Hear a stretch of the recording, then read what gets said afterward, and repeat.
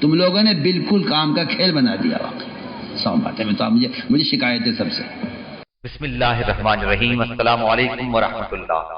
حضرت جی مولانا سعد صاحب دامت برکاتہ کا بیان سماعت فرمائیے.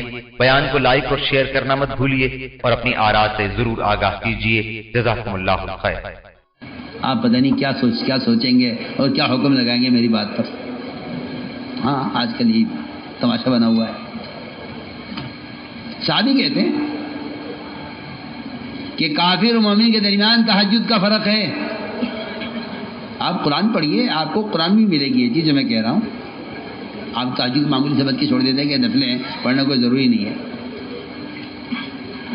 قرآن میں بھی پڑھیے, حدیث بھی پڑھیے, قرآن بھی پڑھیے اور صحابی کا قول بھی پڑھیے. اللہ فرما رہے ہیں قرآن میں قل تمتع بکفرک قلیلا انک من اصحاب النار. کافر کے بارے میں کہہ رہے ہیں کہ کھا لے پی لے کچھ دن دنیا میں, مزے اڑا لے, پھر تیرا ٹھکانہ جہنم ہے. اور بھلا اس کے مقابلے مومن امن ہوا قانت آناء اللیل, بھلا اس کے مقابلے مومن کہ اس کی رات گزرتی ہے عبادت میں, رکوع میں اور سجدے میں, دن گزرتا ہے اللہ تعالیٰ کی اللہ کے خوف سے, اور اس کا وقت دن گزرتا ہے اللہ کی رحمت کی امید پر. کیا یہ دونوں برابر ہو سکتے ہیں؟ یہ قرآن کہہ رہا ہے. پڑھیے, آپ قرآن پڑھیے. امن هو قانت آناء الليل ساجدا وقائما يحذر الآخرة ويرجو رحمة ربي قل هل يستوي الذين يعلمون والذين لا يعلمون انما يتذكر الألباب. اس میں تو میں سمجھتا ہوں کہ یہاں تو اس آیت کے اندر تو صاف بتا رہے ہیں کہ یہ تو کافر ہے, یہ تو رات کو سوئے گا اور صبح تک سوئے گا. اور مومن کہ نہیں, مومن کی رات تو تہجد میں گزرتی ہے, قیام میں گزرتی ہے. پڑھیے, آپ قرآن پڑھیے اور صحابی کا قول سنیے. عبداللہ بن رواحہ فرما رہے ہیں اپنے ایک شعر میں یبیت یجافی جنبه عن فراشہ اذا استثقلت بالمشرکین المضاجع.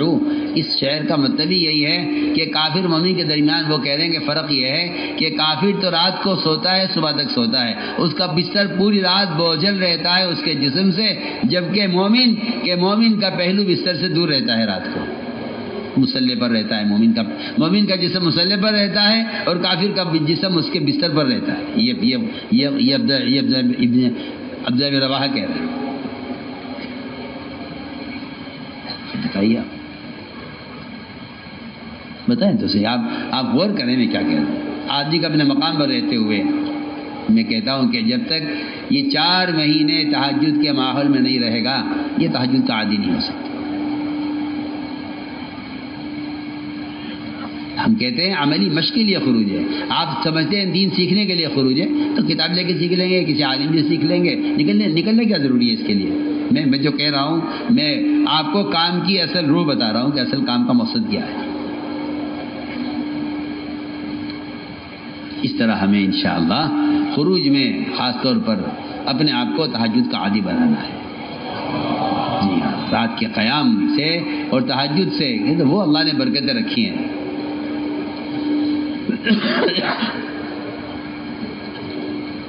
اگلی بات یہ ہے کہ بے شک یہ نوافل ہیں اور یہ فرائض ہیں, مگر ہمیں ان سے کیونکہ کامیابی کا یقین نہیں ہے کہ ہمیں یہ معلوم صرف کیا ملے گا. ہمیں معلوم ہے آج یہ کاروبار کریں گے تو یہ مل جائے گا, یہ کاروبار کریں گے تو یہ مل جائے گا, اس طرح کاروبار کریں گے تو یہ مل جائے گا, یہ ملازمت ملے گی تو یہ تنخواہ ملے گی, یہ وزارت ملے گی تو یہ عہدہ ملے گا, تو یہ عزت مل جائے گی. یہ ہمیں معلوم ہے. یہ نہیں معلوم کہ اعمال پر کیا وعدے ہیں. اعمال پر جو وعدوں کا علم نہیں ہے, اس کا یقین نہیں ہے, تو پھر اعمال ضائع ہوں گے. اس کے لیے فرمایا کہ اللہ کے وعدوں کے یقین کو تازہ کرنے کے لیے فضائل کے حلقے ہیں. اللہ کے وعدوں کا یقین تازہ کرنے کے لیے فضائل کے حلقے ہیں کہ تعلیم کے حلقوں میں اس لیے بیٹھا کرو. یعنی ہمیں معلوم ہے اس میں کیا لکھا ہوا ہے, معلوم ہے بھائی فضائل کی تعلیم معلومات کے لیے ہے ہی نہیں. فضائل کی تعلیم کو میں نے عرض کیا تھا کہ روزانہ کچھ وقت دو تاکہ بیٹھ کر یہ سمجھو, یہ سنو کہ اللہ نے ہمیں پر کیا وعدہ کیا. یہ تو معلوم ہے کہ حکومت نے کیا وعدہ کیا ہے, وزیر نے کیا وعدہ کیا ہے, تاجر نے کیا وعدہ کیا ہے, میرے مالک نے مجھ سے کیا وعدہ کیا ہے. لیکن بیٹھ کر یہ بھی تو سوچو کہ اللہ تعالیٰ نے ان اعمال پر ہم سے کیا وعدہ کیا ہے. ان وعدوں کے یقین کو دل میں تازہ کرنے کے لیے تعلیم کا حلقہ ہے۔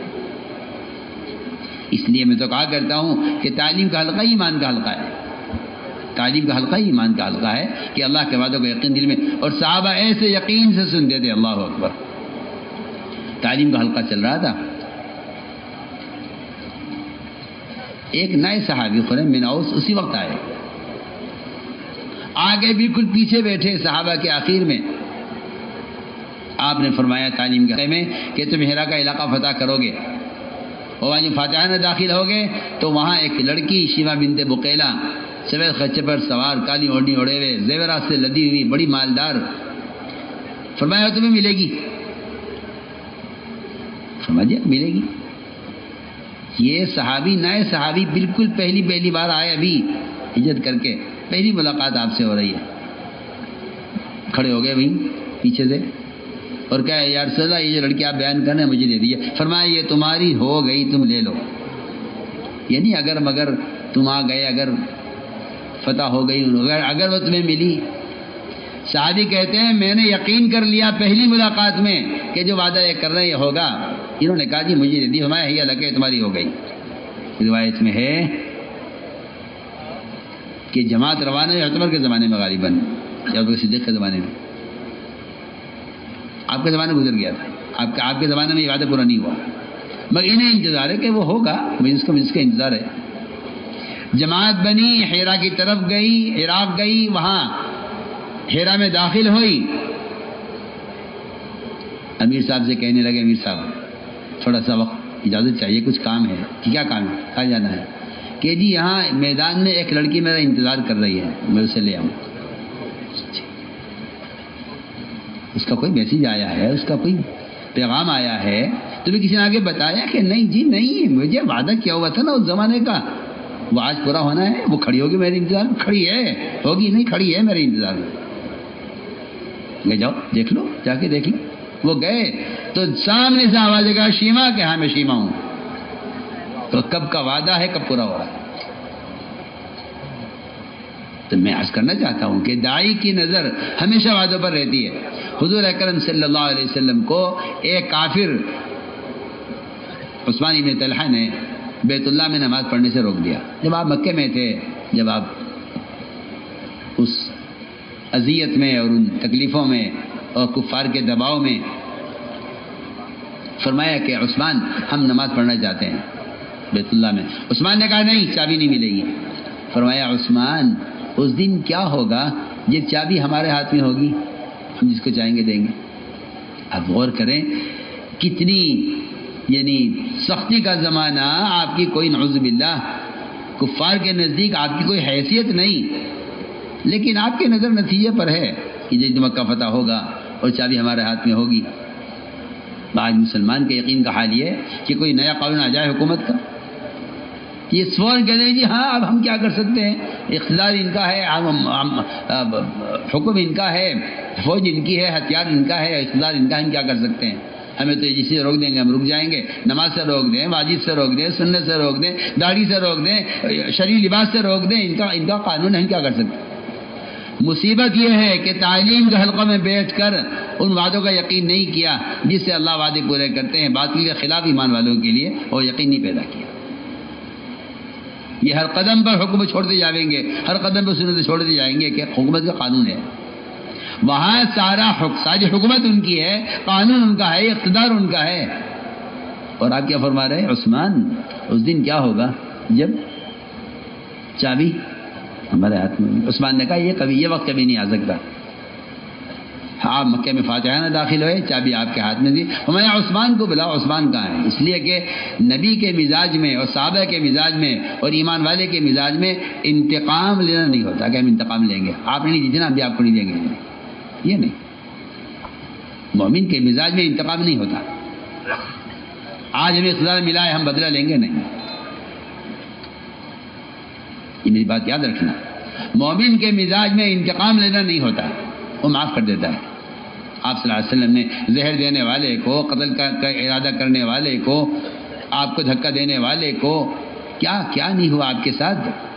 اور آج فتح مکہ کے موقع پر جتنا مال آیا حنین کا مال غنیمت سارا آپ نے کفار میں تقسیم کیا ہے، انصار کو ایک پائی بھی نہیں دیا آپ نے. بتایا آپ نے کہ ہم انتقام والے نہیں ہیں، ہم احسان کرنے والے ہیں. جس نے آپ کو چابی نہیں دی اس دن آپ نے وہ چابی فتح مکہ کے موقع پر عثمان کے ہاتھ میں دی کہ عثمان لو یہ چابی تم لو. تو میں ایک آپ کو مثالیں پیش کر رہا ہوں کہ جو وعدوں پر یقین رکھتے ہیں ان کے نزدیک دنیا کے حالات اور قوانین یہ کچھ نہیں ہوا کرتے، وہ انتظار کرتے ہیں اللہ تعالیٰ کے امر کا. لیکن مسلمان اگر دین کو چھوڑ کر انتظار کر رہا ہے اللہ کی مدد کا تو انتظار کرتا رہے قبر میں چلا جائے گا، وعدے پورے نہیں ہوں گے. میں تو آپ صاف آپ سے کہہ رہا ہوں. اس لیے میرے دوستو عزیزو، یہ تعلیم کے حلقے یہ ایمان کی تجدید کے لیے ہیں. جم کر تعلیمی حلقوں میں بیٹھو اور ان تعلیم کے حلقوں میں بیٹھ کر یہاں پلے جھاڑ کے کھڑے مت ہو جایا کرو، بلکہ جو وعدے سنے ہیں ان وعدوں کو بازاروں میں لے کے جایا کرو، ان وعدوں کو دفتروں میں لے کے جایا کرو کہ بھائی ہم آج مسجد میں یہ سن کر آئے ہیں کہ اس ہم پر یہ ملے گا. کیونکہ اگر تعلیم مسجد میں ہے اور مسجد سے باہر اس کا تذکرہ نہیں ہے تو مسجد سے نکلتے ہی یقین بگڑ جائے گا. وہاں جاتے ہی مسجد کی باتیں مسجد میں رہ جائیں گی، بازار کی باتیں بازار میں شروع ہو جائیں گی. کیونکہ سنت یہ ہے کہ معمول صحابہ کا یہ ہے کہ جو وعدہ یہاں سنائے اس کو گھر میں لے کے جاؤ. تو میں نے عرض کیا کہ یہ تعلیم کی ہماری بنیادی کتابیں ہیں. فضائل اعمال مع فضائل صدقات، حضرت شیخ الحدیث عبد اللہ علیہ کے پوری ان کی اپنی زندگی کے حدیث کا نچوڑ ہے وہ فوائد جو شیخ نے فضائل میں جمع کیا ہے. اس کا بڑا اہتمام کیا جائے اور تنہائیوں میں ان فوائد کو پڑھا جائے فضائل اعمال اور فضائل صدقات میں. اور بنیادی کتاب 6 نمبر سے متعلق منتخبہ حدیث کی ہے. اس کی تعلیم کا عالمی سطح پر اہتمام کیا جائے، کیونکہ اس کے بغیر ان 6 صفات کو ان کی حقیقت کو آدمی سمجھ نہیں سکتا. یہ انتہائی اہم اور ضروری ہے. میں عرض کر رہا ہوں، ورنہ آپ 6 نمبر بیان کریں گے، ادھر ادھر کی جھوٹی کہانیاں گھڑیں گے، ادھر ادھر کی باتیں بیان کریں گے. اس کا بہت اہتمام کریں. منتخبہ حدیثیں بھی یاد کریں اور 6 نمبر کے بیان کرنے میں اس بات کا پورا خیال رکھیں کہ منتخبہ حدیث کی حدیث کی روشنی میں 6 صفات کا مذاکرہ ہو. اس طرح ہمیں صبح شام تعلیم کا خوب اہتمام کرنا ہے. تعلیم کے ساتھ تعلیمی گشت یہ بھی صحابہ کرام کی سنت ہے، ان کا طریقہ، ان کا معمول ہے کہ تعلیم ہوتی رہے مسجد میں. مقام پر بھی یہی ترتیب ہے، خروج میں بھی یہی ترتیب ہے. جب تعلیم ہو تو تعلیم کے دوران مسجد میں جب دعوت تعلیم استقبال کا عمل ہو ہر مسجد میں ہونا چاہیے. محلے کو منتقل کرنا ہے مسجد میں. مسجد کی آبادی کیا ہے؟ مسجد کی آبادی کی محنت کیا ہے؟ محلے کو منتقل کرنا ہے مسجد میں، یا مسجد کی آبادی کی محنت ہے؟ محلے کو منتقل کرنا ہے مسجد میں. لوگوں کو خوشامد کر کے لوگ کہتے ہیں یہ تو ناپاک ہیں. وہ تو کہہ رہے تھے میں تو ناپاک ان کو چھوڑ دیا. میں تو حیران ہو گیا ایک صاحب کی بات پر، جنہوں نے کہا کہ گشت میں ایک صاحب ملے، انہیں ناپاکی کا عذر کیا تو میں کیا کرتا، مسجد میں ناپاک آدمی کیسے لاتے ہیں؟ کیسے بیوقوف آدمی ہے یہ. آپ صلی اللہ علیہ وسلم تو ان مشرکین کو مسجد میں رکھ کے انہیں وہاں عمل میں جوڑ کر اور ستون سے باندھ کر رکھ رہے ہیں کہ اس ماحول میں کسی طرح رہ کر یہ بن جاوے، سدھر جاوے. اور آپ ایک آدمی کی ناپاکی کا عذر اس کو چھوڑ کر آ جاتے ہیں. ایک آدمی کہتا ہے میں ناپاک ہوں، پہلے ایک صحابی نے، بلکہ خود ابو ہریرہ رضی اللہ تعالیٰ عنہ نے آپ صلی اللہ علیہ وسلم نے مسافے کے لیے ہاتھ بڑھا کے ہاتھ پیچھے کر لیا. کیا بات ہے ابو ہریرہ، مسافہ کیوں نہیں کرتے ہم سے؟ کہ اللہ میں ناپاکی کی حالت میں ہوں، آپ اللہ کے رسول ہیں. جی ہاں، آپ تو ماشاءاللہ طاہر ہیں اور مطہر ہیں اور میں ناپاک ہوں. آپ نے مسافہ کیا ابو ہریرہ سے کہہ کر کہ مومن ناپاک نہیں ہوتا. رہا مسجد شرعی میں کسی آدمی کا جنابت کی حالت میں داخل ہوا نا، اس میں کوئی شک نہیں ہے کہ نہیں ہونا چاہیے. آپ اسے لائیے مسجد کے باہر کے حصے میں، اس کو سمجھائیے، اسے غسل کرائیے، اسے کپڑا پہنائیے، میرے پاس سے لنگی دیجیے. میں کہتا ہوں کہ اصل کام یہ تھا، مگر کیا کروں میں. آپ لوگوں نے ملاقاتوں کو گشت کا موضوع بنا لیا ہے اور دین کی باتوں کو نشر کرنے کو آپ نے تبلیغ اور دعوت سمجھ لیا ہے، جو بنیادی غلطی امت سے ہوئی ہے. ایک مسلمان سے ایک وقت کی نماز پڑھوا لینا، اللہ کی قسم جس نے یہ کر لیا اس کا گشت اللہ کے یہاں قبول ہو گیا. بات کے پہنچانے کی کون سے ذرائع نہیں ہیں؟ آپ بھی گشت میں بات پہنچا کے آ جائیں تو آپ نے کیا کمال کیا؟ اس لیے میں تاکید سے عرض کر رہا ہوں کہ تعلیم کے ساتھ تعلیمی گشت، لوگوں کو سمجھا کر مسیح کے ماحول میں رہنا. اور ناپاک آدمی سے کیا بات ہے؟ ناپاک ہے تو لاؤ سے. ہم تو مسلمان کو پاک کرنے کے لیے گشت کر رہے. یہ دھوبی جو پھرتے ہیں گھروں پر میرے کپڑے لینے کے لیے، بتائیے کیا کرتے ہیں؟ بولیے آپ. یہ دھوبی جو آپ کے محلے میں آتا ہے اور بڑا گٹھڑ باندھ کے سر پہ رکھ کر لے جاتا ہے دھوبی گھاٹ پر، بتائیے یہ گھر کے چکر کیوں لگا رہا ہے یہ دھوبی؟ بتائیے آپ. ہر گھر سے پرانا گندا اور غلاظت کا کپڑا لے کر اپنے ساتھ سر پر رکھ کر لے جاتا ہے اور وہاں لے جا کر دھوبی مولیا صاحب کا ملفوظ ہے، میں نے دھوبی گھاٹ کھولا ہے، میں تو میرے کپڑے لے کے آؤں گا باہر سے اور یہاں دھو کر وہ صاف کر کے واپس کروں گا. مجھے تعجب ہے ان گشت کرنے والوں پر، انہوں نے سمجھا ہی نہیں ابھی گشت کو. یہ سمجھتے ہیں کہ ملاقاتیں ہو جائیں، کچھ 2-4 ملاقاتیں ہو جائیں، وہاں ایک رجسٹر رکھ لیا مسجد میں، اس میں نام لکھ دیتے ہیں، ہاں جی بھائی صاحب آپ کو عبدالرحمن سے ملاقات کرنی ہے، وہ مکان نمبر 204 پر آپ اس سے ملاقات، ہاں جی وہاں ملاقات کر لوں گا. آپ کیا کریں گے کہ میرا دفتر ادھر ہی ہے، مجھے ادھر ہی جانا ہے، میں وہاں ملاقات کر لوں گا. میں تو تم لوگوں نے بالکل کام کا کھیل بنا دیا. صاف بات ہے. میں تو مجھے شکایت ہے سب سے. 5 نمازیں ہیں فرض، فجر سے لے کر عشاء تک، ہر نماز کے لیے گشت ہے، ہر نماز کے لیے گشت. آپ کیوں نہیں گشت پہ غور کرتے؟ بلال گھر گھر جا کر 5 نمازوں کے لوگوں کو لے کر آتے تھے مسجد میں، کیوں نہیں غور کرتے؟ آپ دکان پر بیٹھے ہوئے جی میرے تو 2.5 گھنٹے صبح لگ جاتے ہیں، میں تو فارغ ہوں. آپ اٹھ کے جا رہے نماز کے لیے. حضرت تھانوی نے لکھا ہے جو آدمی نماز کے لیے جا رہا ہے پڑھنے کے لیے مگر دوسرے کو تیار نہیں کر رہا ہے، یہ نمازی گناہ گار ہے. کہاں سو رہے آپ؟ کتنا آسان کام ہے. آپ جا رہے ہیں اٹھ کے اپنی دکان سے نماز کے لیے، ہاں بھائی فلان تو بھی آ جاؤ بھائی، آپ بھی آ جاؤ بھائی، کہاں بھائی چلو نماز کے لیے آ جاؤ. بھائی ہاتھ پکڑ کے آپ اپنے دوست کو زبردستی کھانے پر لے جاتے ہیں اپنے گھر. وہ لاکھ عذر کرتا ہے جی میں مشغول ہے، کہ نہیں آپ کو دعوت میں آنا ہے. اچھی بات ہے. آپ اپنے گھر کے لیے خوشامد کرتے ہیں، اللہ کے گھر کے لیے خوشامد نہیں کرتے. کیا بات ہے؟ کام کو سمجھ کر کرو.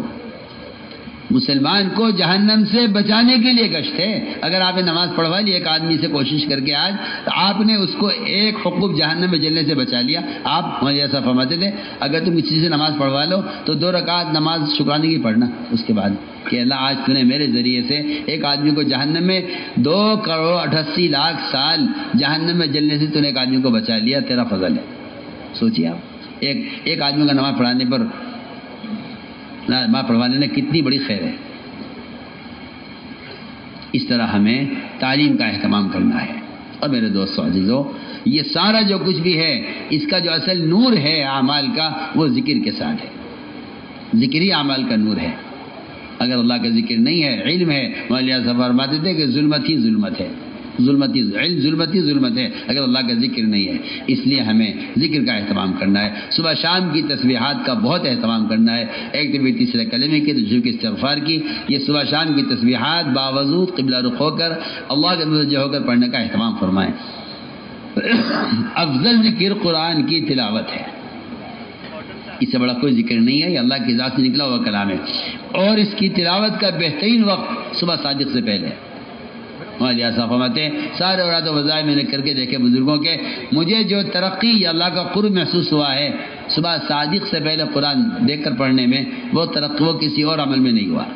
اس لیے میں سب سے تاکید سے عرض کر رہا ہوں، اپنے ساتھیوں سے بھی عرض کر رہا ہوں، مجھے سے بھی عرض کر رہا ہوں، چاہے 2 آیت کا وقت ملے آپ کو، لیکن صبح اذان سے پہلے قرآن دیکھ کے پڑھ لیا کرو. قرآن دیکھ کے پڑھ لیا کرو. اور یہ میری آپ سب کو وصیت ہے اور نصیحت ہے.